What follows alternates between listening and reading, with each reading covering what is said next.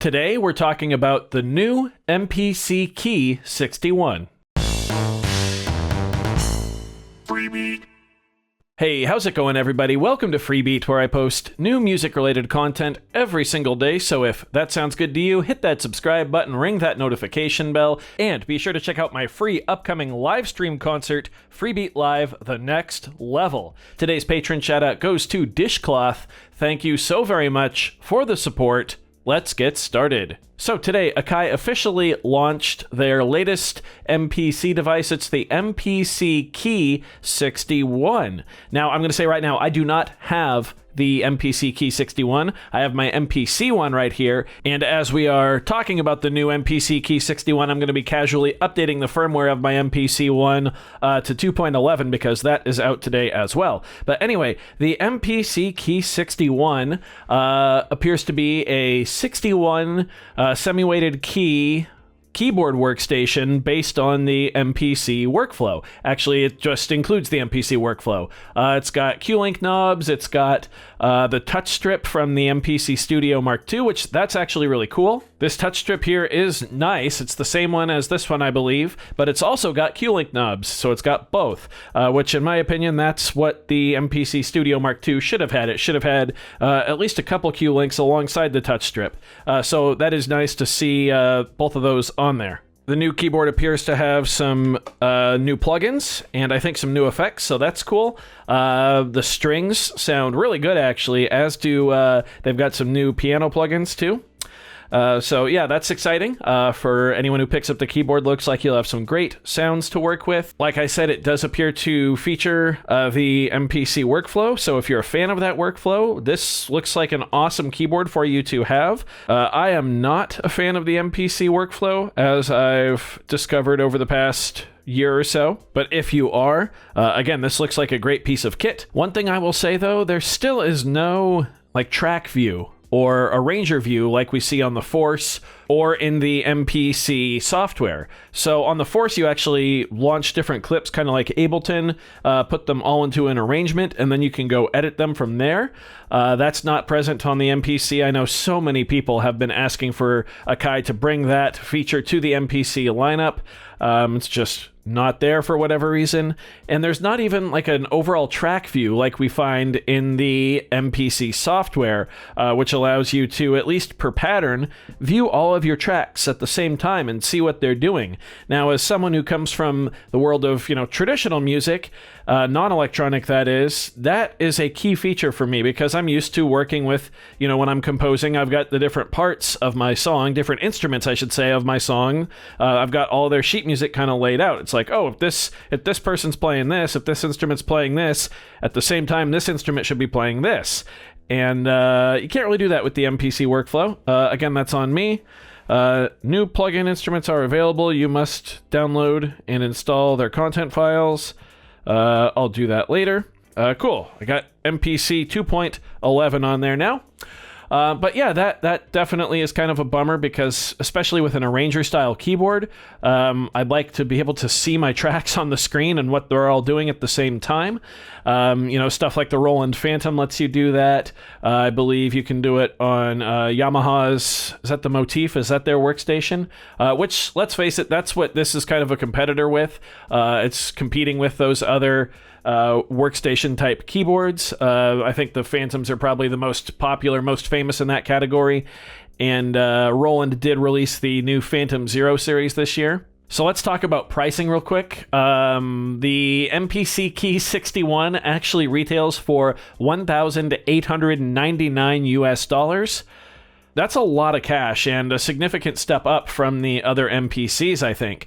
At least MPC standalones. That's a full $1,000 more than the MPC one, and it's actually $1,200 more than I paid for the MPC one before they hiked up the price. That's a lot of money. Still not as much as an OP1 Field, though.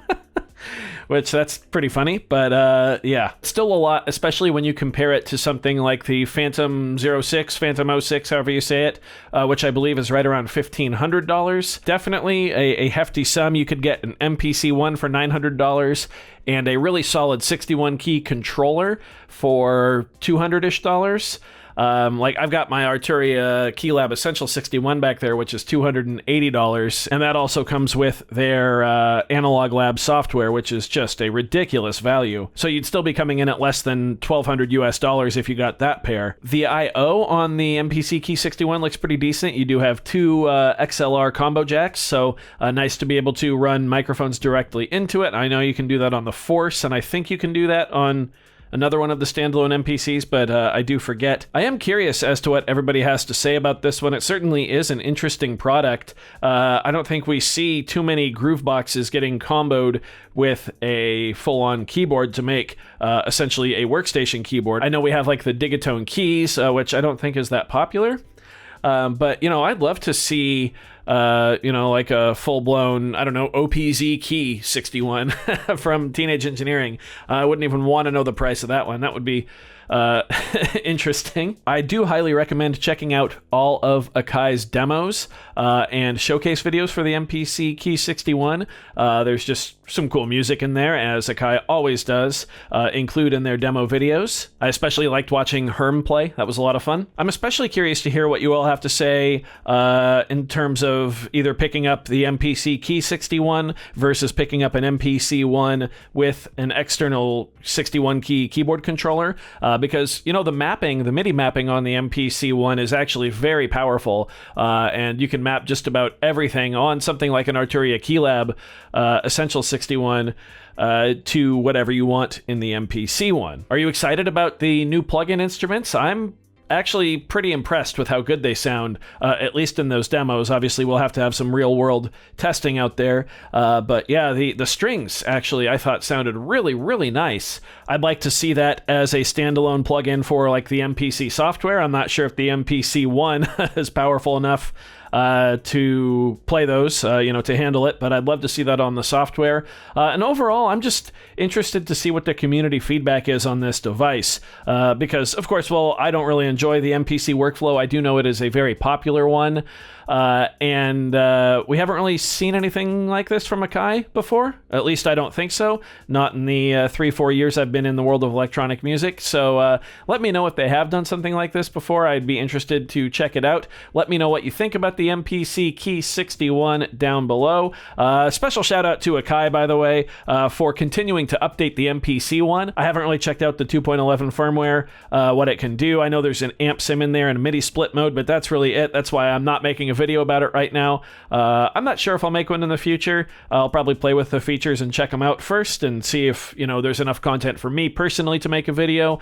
Again, as I always say in these Akai videos, while the workflow is not for me and I don't really enjoy the devices as much as others, I do recognize the legacy and the weight that the Akai and MPC names carry in the world of electronic music and what they have done, especially for hip hop. Just a powerhouse of a brand, and I hope they continue doing what they're doing and continually updating their products. The support for the MPC one has just been phenomenal. I hope we see that for things like the MPC Key 61. Akai, please bring a Ranger view to the MPC standalone series, or at least some kind of multi-track view. That would be incredible. I'd be very thankful if you all did that. Just like I'd be ever so thankful if you left a like on this video only. If you enjoyed it, of course. If you did not enjoy the video, leave a big old dislike. That's okay too. Doesn't hurt my feelings. Just makes me try that much harder next time. Either way, be sure to hit that subscribe button, ring that notification bell. Thank you all so very much for being here. Thanks for watching. We'll see you next time. Bye.